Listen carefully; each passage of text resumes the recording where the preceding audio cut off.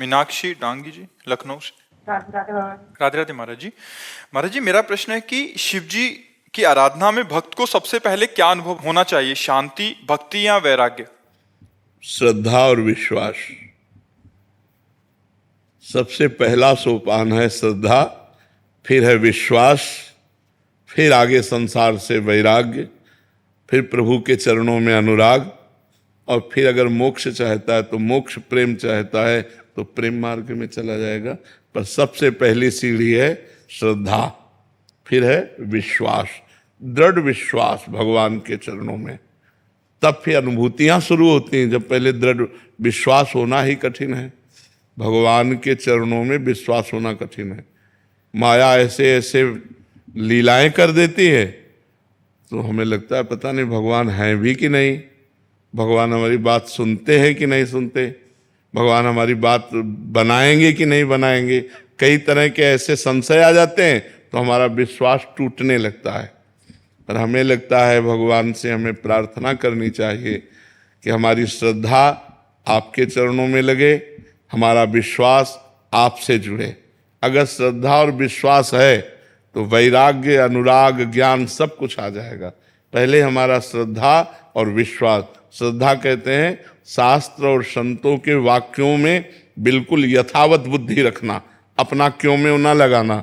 और विश्वास कहते हैं भगवान हैं, वो हमारी बात सुन रहे हैं, वो हमें बहुत प्यार कर रहे हैं, वो सुहृद हैं हमारे, उनसे बढ़कर कोई हमारा नहीं। ऐसा दृढ़ विश्वास हो तब आगे उन्नति प्राप्त होती है।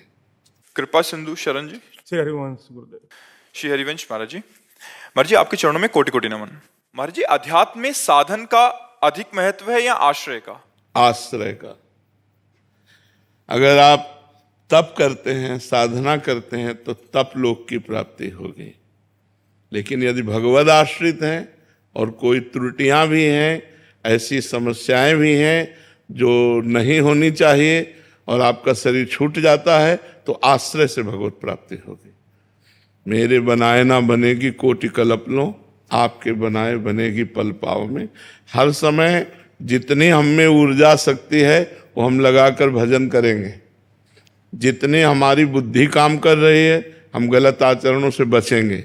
लेकिन इससे भगवत प्राप्ति हो जाए ये हमारा विश्वास नहीं। हमारा विश्वास है कि आपकी कृपा से आप मिलते हो।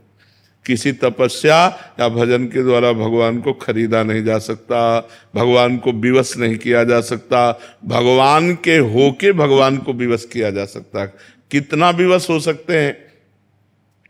अर्जुन जी जहां खड़े होते हैं और उनकी जहां पादुका होती है वहाँ अखिल कोटि ब्रह्मांड नायक परात्परीश भगवान श्री कृष्ण सारथी के रूप में बैठते हैं। इतना विवश हो जाते हैं अपने जनों के लिए।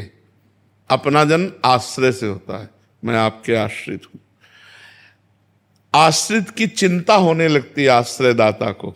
जैसे आपके दरवाजे पे कुत्ता बैठे, आपसे कोई मतलब नहीं, लेकिन वो कहीं जाए ना, तो आप अपने आप उसके भोजन की व्यवस्था करने लगेंगे। एक दिन न सही, 2 दिन न सही, जब आप देखोगे जाते नहीं, दरवाजे पे बैठा रहता है, तो 2 रोटी लेके निकलोगे और डालने लगोगे।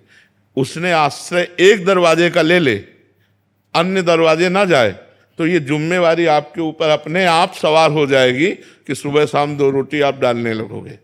क्योंकि देखो जा ही नहीं रहा है, यही हमारे दरवाजे पड़ा है। तो ऐसे ही हम बिल्कुल कोई अन्य आश्रय ना लें और प्रियाजू के आश्रित हो जाए तो हमारा काम बन जाएगा। अनन्य आश्रय बहुत बड़ी बात है।